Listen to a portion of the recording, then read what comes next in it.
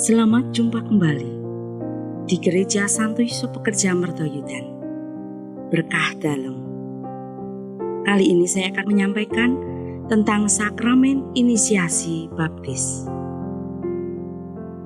Sakramen baptis adalah sakramen inisiasi pertama dan pintu masuk ke dalam rahmat yang mengantar seseorang untuk dapat menerima sakramen-sakramen yang lain demi keselamatan. Sakramen baptis memiliki dua makna. Pertama, seseorang diikutsertakan dalam kebangkitan Kristus dan diangkat menjadi putra-putri Allah. Dan kedua, seseorang menjadi anggota gereja, keluarga Allah yang tampak di dunia. Ada dua jenis penerimaan baptisan, yaitu baptisan dewasa dan baptisan bayi. Baptisan dewasa adalah baptisan yang diterima kepada seseorang yang sudah dewasa dan langsung disertai dengan penerimaan sakramen Ekaristi atau komuni pertama. Baptisan dewasa mengandaikan adanya iman personal, yaitu iman akan Kristus yang diterima dan diakuinya sendiri berdasarkan kesadaran akal budi.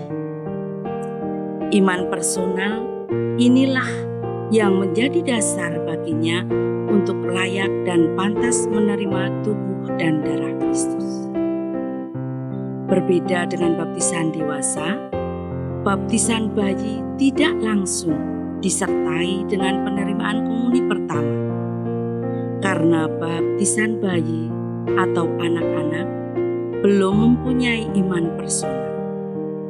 Iman yang ada pada bayi adalah iman gereja yang diwakili oleh orang tua dan wali baptisnya. Dasar adanya baptisan bayi ini adalah keyakinan bahwa Allah berkehendak menyelamatkan semua orang dengan pengantaraan Kristus. Maka tidak ada yang dikecualikan, baik anak-anak, orang dewasa, maupun mereka yang tidak bisa menggunakan kehendak dan akal budinya secara normal.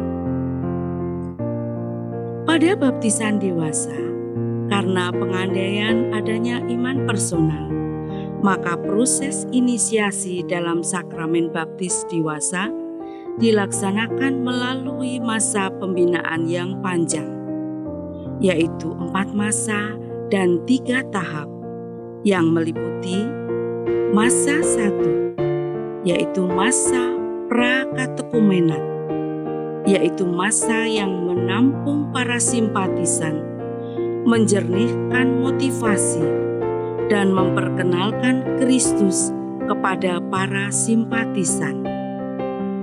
Masa ini diakhiri dengan upacara tahap pertama, yaitu pelantikan katekumen. Masa kedua, masa katekumenat, yaitu masa bagi para katekumen menjalani pembinaan menyeluruh untuk menjadi orang Kristen. Masa ini diakhiri dengan upacara tahap kedua, yaitu pemilihan calon baptis. Masa ketiga, masa persiapan akhir, yaitu masa pemurnian bagi para calon baptis yang dilaksanakan pada masa Prapaskah. Masa ini diakhiri dengan upacara tahap ketiga, yaitu penerimaan sakramen baptis. Masa keempat adalah masa mistagogi, yaitu masa pendalaman iman yang berlangsung selama masa Paskah. Untuk ini, untuk membimbing para baptisan baru untuk menghayati misteri iman secara lebih mendalam. Demikian penyampaian sakramen inisiasi baptis. Berkah dalam.